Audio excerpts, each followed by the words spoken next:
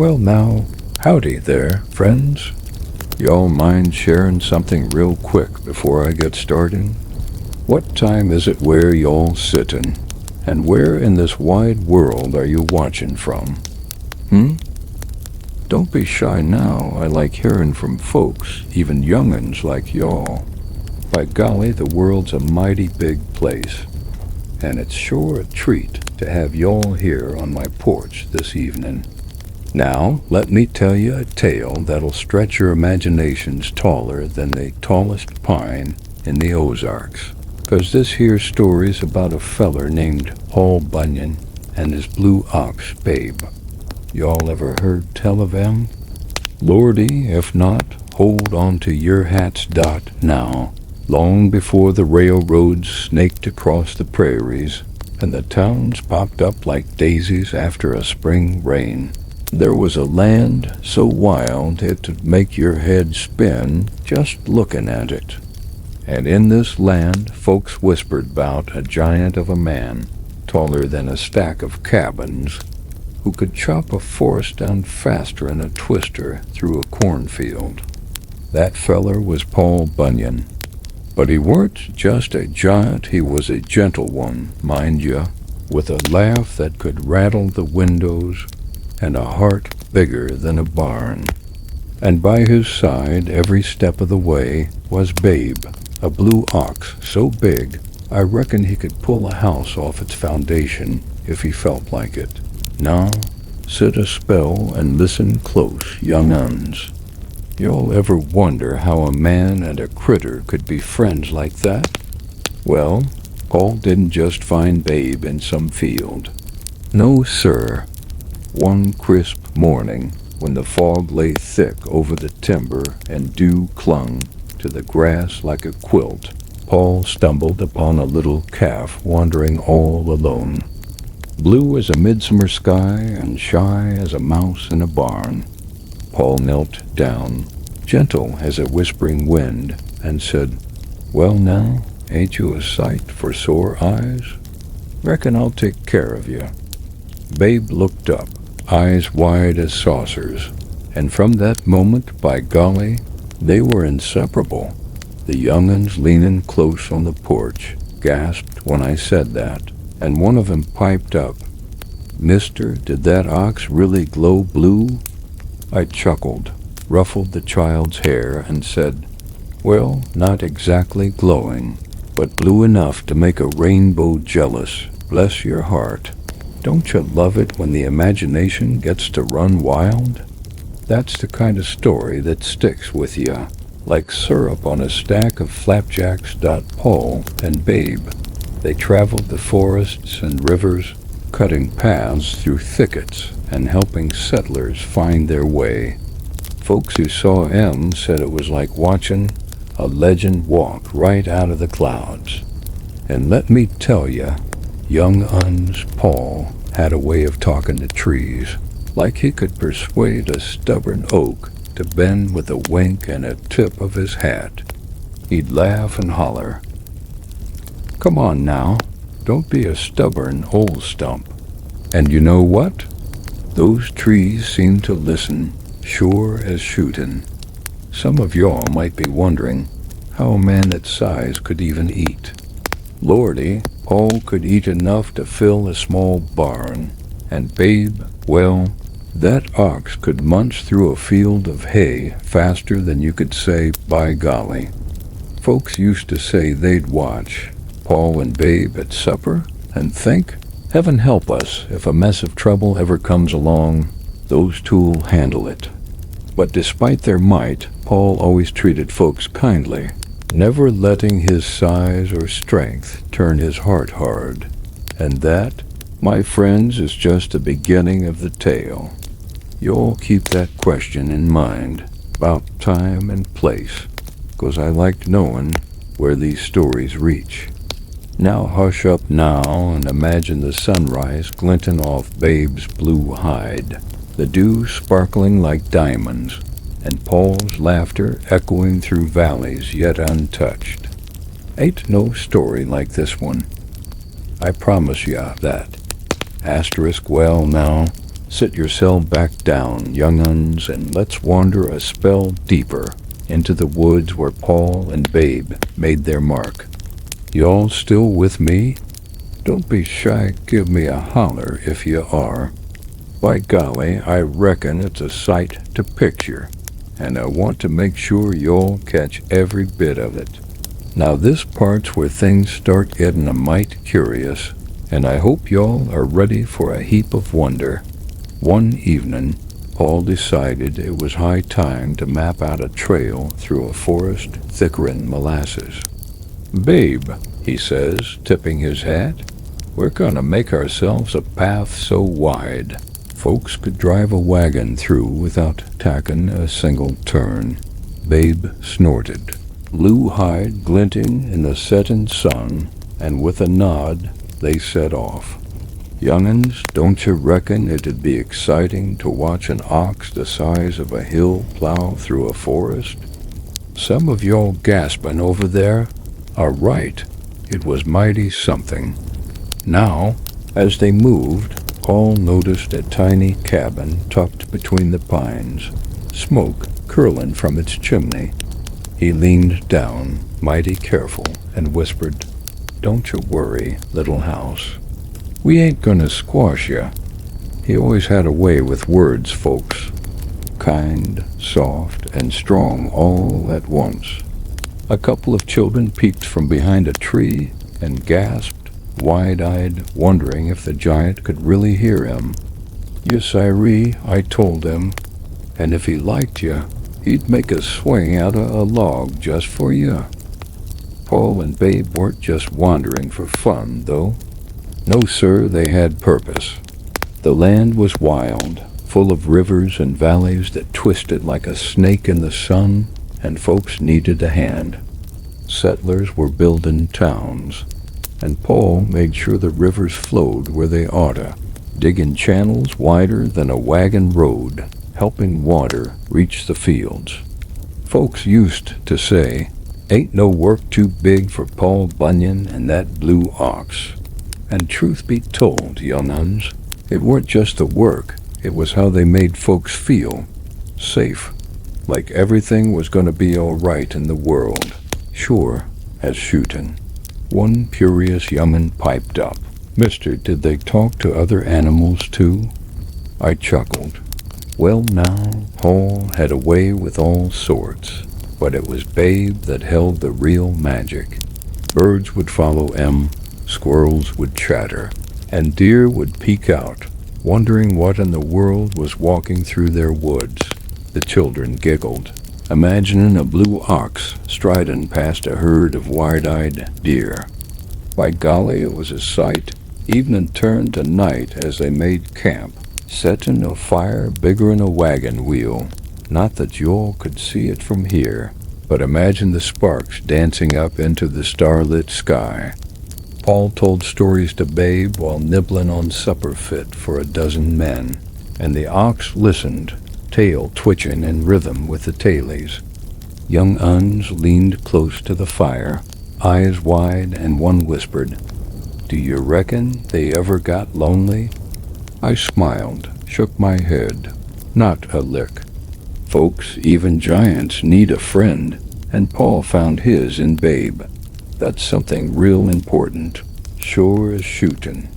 As the moon climbed high, casting silver light over trees taller'n cathedrals, Paul looked at Babe and said, "Well now, partner, tomorrow's a new day, and we got miles to go." And don't you know, the forest seemed to hold its breath, watching these two legends move under the quiet sky. It's like the land itself respected him, and the young'uns on the porch. They were all ears, imagining themselves along for the ride. Asterisk now. Y'all hush up and settle in, 'cause this here part of the story gets downright amazing. Ever wonder what it's like to travel with a giant and a blue ox across the wilds? Well, hold your horses, 'cause I'm fixing to tell ya. First off, I gotta ask where y'all watching from, and what time is it? Don't you forget to holler back in your mind or out loud, by golly. I like knowing where these stories reach Dot, so there they were, Paul and Babe, macking their way through a valley so deep the shadows seemed to swallow the sun. And let me tell you, young uns, the trees looked like they'd been standing there since the dawn of time. Paul swung his axe, not just any swing, mind ya, but one that could fell 100-foot pine in a heartbeat. "Now, steady there, Babe," he says. "Don't want to hurt the little critters hiding in the underbrush." And the ox, blue as the deepest lake, would nod slow, careful as a Sunday morning. One young'un near the fire asked, "Mister, did they ever run into trouble?" Well, bless your heart, trouble came knocking plenty, but Paul and Babe always found a way. One day a mighty river blocked their path. Widened a town square, and swift as a colt, it rumbled like it owned the valley. Most folks would have turned tail, but Paul just squinted at it and said, "Reckon we'll make this work." He grabbed a fallen log and, with Babe's help, built a bridge bigger'n a barn, sturdy as a church pew. The children on the porch laughed and gasped, imagining a blue ox holding up a bridge like it weren't nothing. Now, don't you think this here story's all work and no fun? Lordy, Paul and Babe had themselves some mighty adventures. They raced across plains where the grass swayed taller than a man's shoulders, Paul shouting, "Betcha can't catch me, Babe." And that ox, by golly, kept pace like the wind itself had taken a fancy to him. The young uns snorted and clapped at that, imagining themselves ridden behind a blue ox through open skies. And here's a little something you-all might not know. Paul had a soft spot for the little things. He'd stop mid-chop to help a bird untangle its wing, or pick up a lost child wandering too far in the woods. One day he found a settler's dog stuck in the thicket. Paul just knelt down, gentle as a lullaby, and lifted the poor thing out. Babe nuzzled the dog like they'd been friends forever. I swear the young'uns on the porch leaned in so close, you could see their breaths in the cool evening air, shining with wonder. Evenings were the best part. Paul would lay down under a sky painted with stars brighter'n a lantern in the fog. Babe curled up beside him, blue hide glinting in moonlight. Paul talked to the stars, young uns, telling them all about the folks he'd met and the lands he'd wandered. Sometimes he'd chuckle and say, "Lordy, I reckon I done seen more than any man oughta." And don't you know, Babe would snort in agreement, like he knew every tale better than any old owl in the trees. By the time the fire had burned low, Paul and Babe were resting easy, shrouded in the hush of the night. And young uns, I can tell you, that's the kind of friendship that sticks. Mighty and strong, sure, but gentle as a summer breeze. And the world seemed just a bit brighter for having 'em tromping through it. Asterisk. Well now, y'all keep your ears open, 'cause this next stretch of the tales where things get downright amazing and a mite mysterious. Before we wander on, let me ask, again, what time is it where y'all sittin', and where in this wide world are you watching from? I like knowing where these stories wander, by golly. Now, pull your chairs closer, young uns, 'cause Paul and Babe weren't just wandering for the sake of wandering.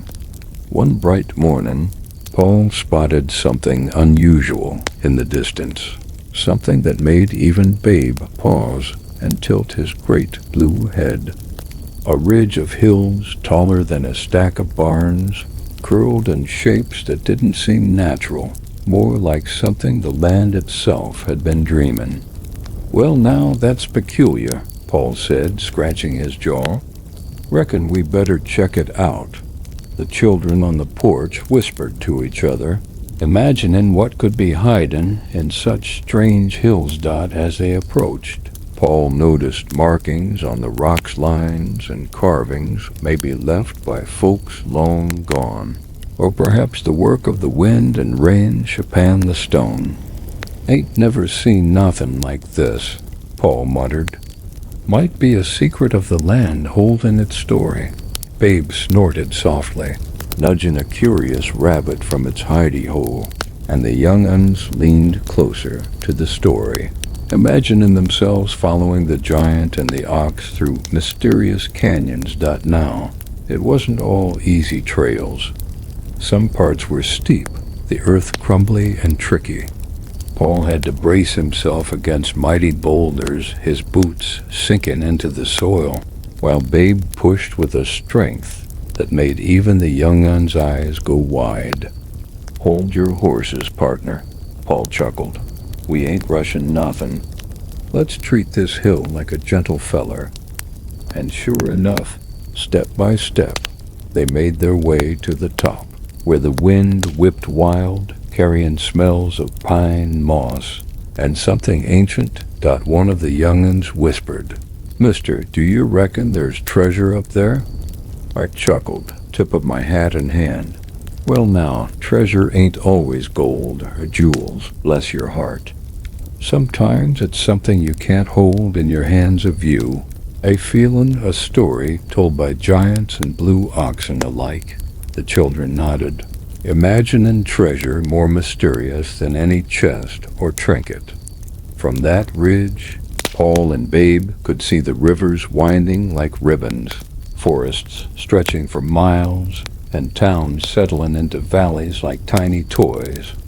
Paul squinted and said, "By golly, we've walked through half the world, and it's still got wonders to show us." Babe stamped the ground, blue hide gleaming in the sun, as if to say, "Ain't that the truth, partner?" The young'uns on the porch giggled at the thought of a blue ox agreeing with a giant. Evening came, and shadows stretched long across the hills. Paul and Babe found a nook tucked away by a cluster of trees and settled in. Paul pulled a blanket over their shoulders figuratively, mind, and told tales of rivers they'd carved, trees they'd felled, and folks they'd helped along the way.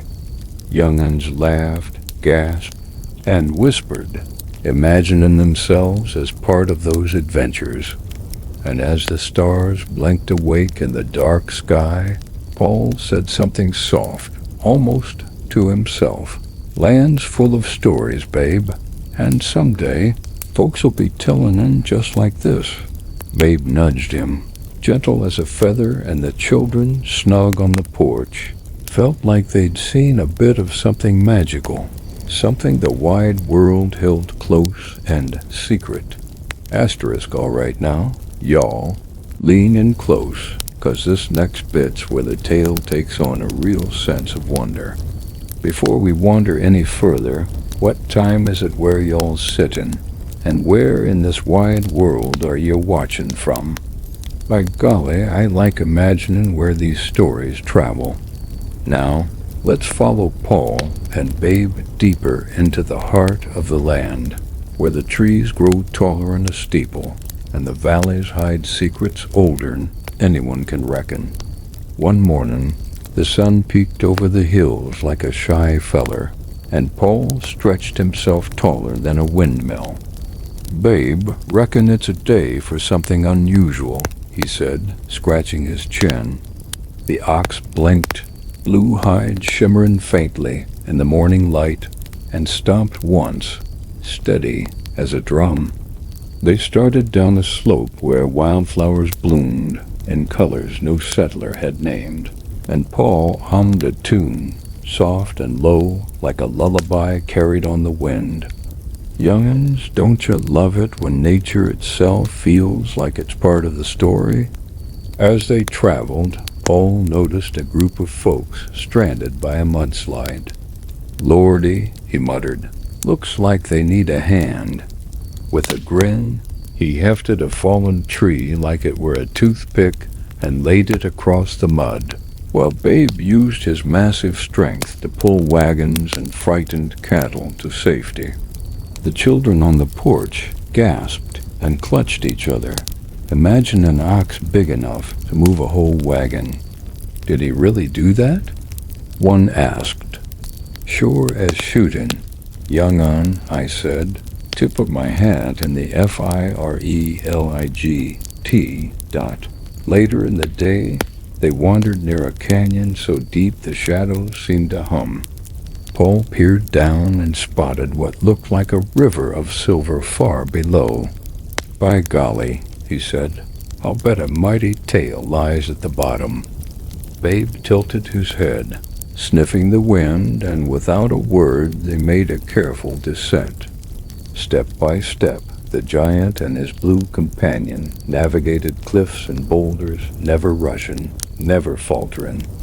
The young uns on the porch held their breath, imagining each careful footfall, hearts beating like little drums dotted the canyon floor. Paul discovered an abandoned settlement, cabins crumbling like old paper. Ah, he said, squinting, someone used to call this home. Reckon it's been a long while. He wandered through gently moving debris, letting folks long gone tell their story through the remnants. Babe nuzzled a collapsed wheel, sniffing softly as if he understood.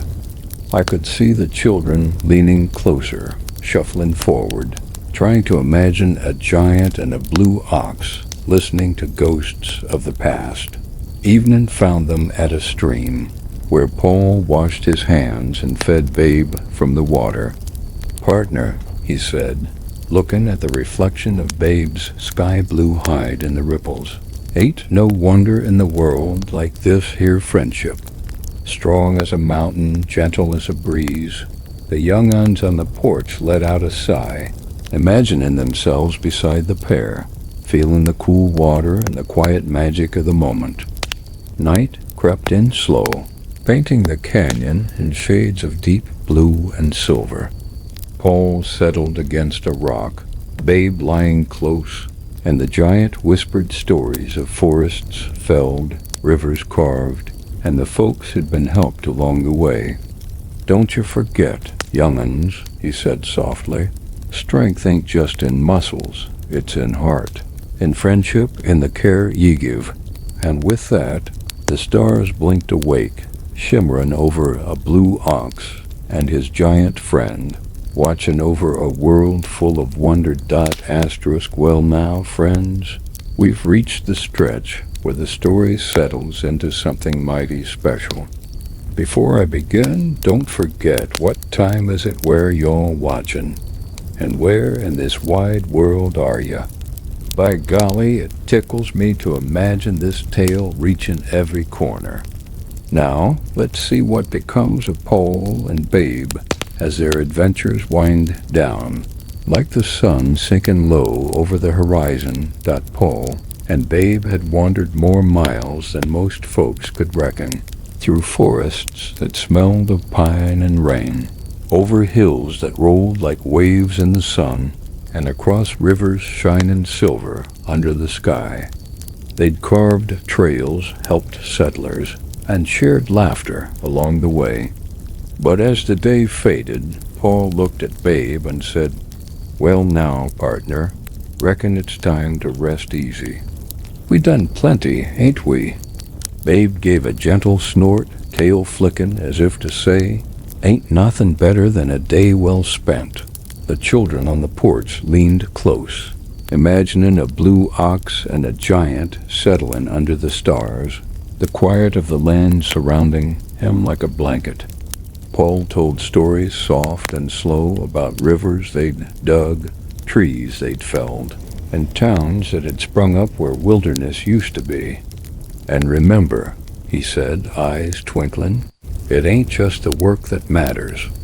It's the care, the laughing, the moments you hold close in your heart. That's the real magic sure as shootin'. Evening turned to night, and the stars blinked awake, bright as lanterns hung high. Paul patted Babe's head, and the ox leaned in, calm and content. The giant whispered a soft promise. Wherever folks wander, wherever young uns dream, the tailies of Paul and Babe will be there, stretching as wide as the prairies and as tall as the tallest pine. And don't you know, the children on the porch felt it deep in their bones, like a gentle reminder that friendship, kindness, and courage can make the world a bit brighter, Dot. So, young uns, as y'all sit back and imagine the stars glinting off Babe's blue hide and the giant smiling under the moon, remember this adventures aren't just in the tales we tell.